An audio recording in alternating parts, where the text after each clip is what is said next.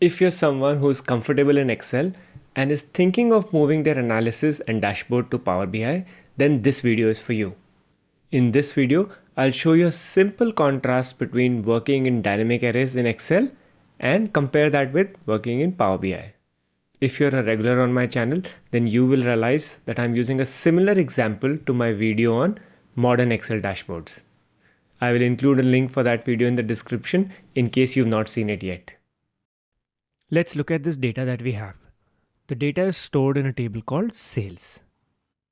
You can see the name here. If we go to this dashboard, then we can look at the data based on product category and region.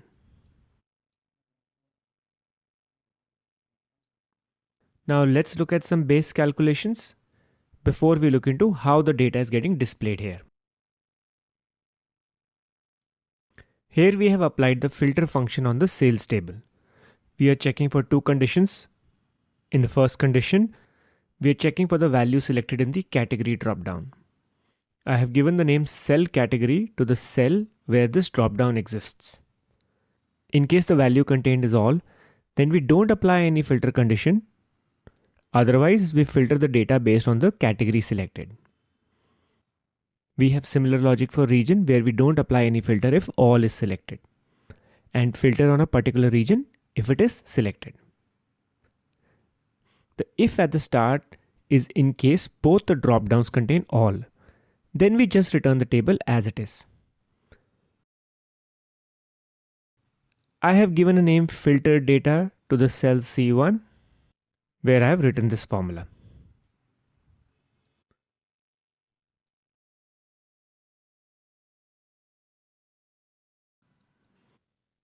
And finally here I have written a simple group by.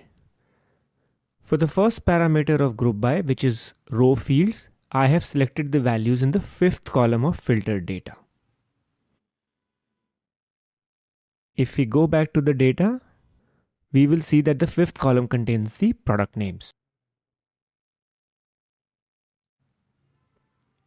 Similarly, for the next parameter values, I have taken the values from the eighth column. The eighth column contains the revenue details. The function applied is sum, as we want to add these values based on the product name. Now I've gone through these calculations fairly quickly because I'm assuming the reason you are watching this video is because you're good at Excel already. However, in case you want to see a step-by-step explanation, then please see my video on modern Excel dashboards. The link is in the description. Now if I need to create more such tables, I need to write similar formulas again. Not difficult, but slightly tedious. Let's see how all this changes when we work in Power BI. In Excel, we have data that is usually in a single table. It can be multiple tables or files, but you will see people bringing the entire data in a single table.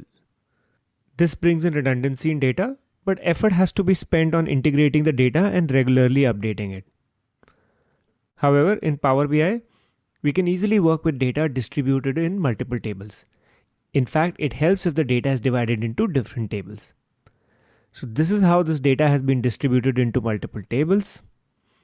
We have separate tables for categories, products, regions, salesperson, and one table for sales. You'll see that the tables have been imported already and the relationships between the tables are established.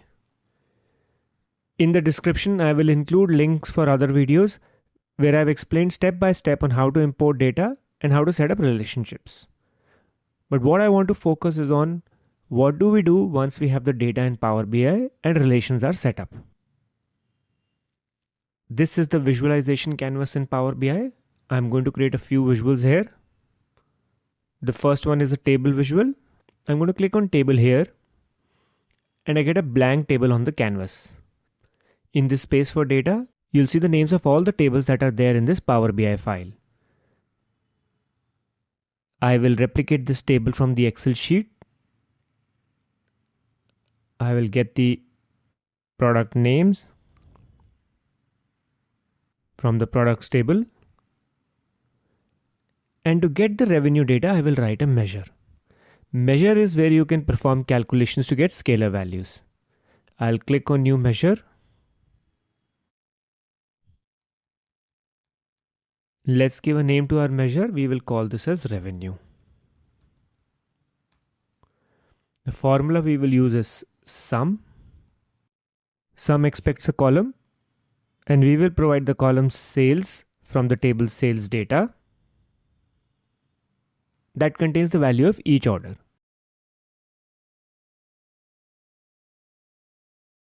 Let's bring this measure to the table.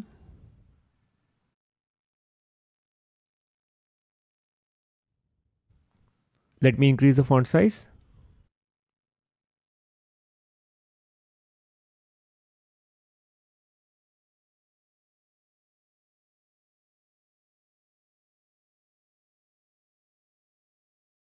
And just like that, from the total revenue, the table automatically gets the revenue for each product. Isn't that amazing? This is because of the row context in a visual. The total gets distributed based on the other values in that row of a visual. We don't have to do anything special to apply these row level filters. They are applied automatically. If this was Excel, we would have probably used a SUMIF. Now I'm going to get a slicer for category.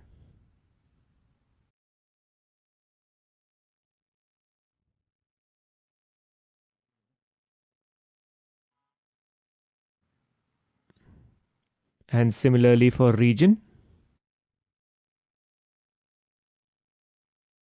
Let me increase the font size.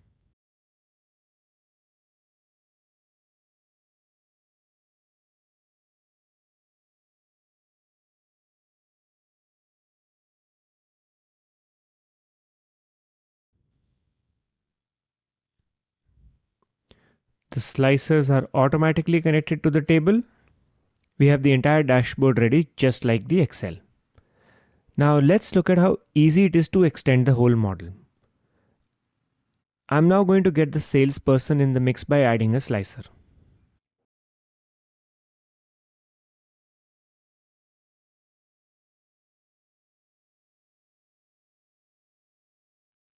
And now I'm going to get the details of units sold. I will create a measure again. Total units. And this time I will add the values in the column units of the sales data table.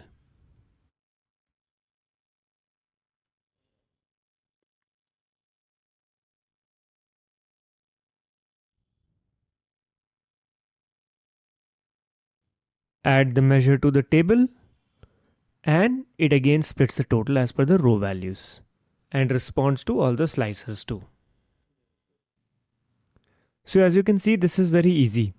Hopefully this gives you a flavor of what's there in Power BI. To recap, first, you can work with data from different sources without merging them into a single table. You can do this by establishing relationships between the table fields. Second, you write formulas as measures.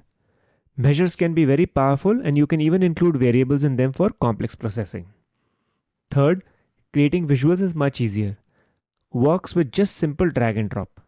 Fourth, measures automatically adjust their values based on the row context. Fifth, slicers are automatically connected to all the visuals on the canvas. In fact, all visuals on the canvas are automatically connected. That's it for this video. I hope you found this useful. If you'd like to learn more about Excel and Power BI, consider subscribing our channel, Analytics Success. Thanks for watching.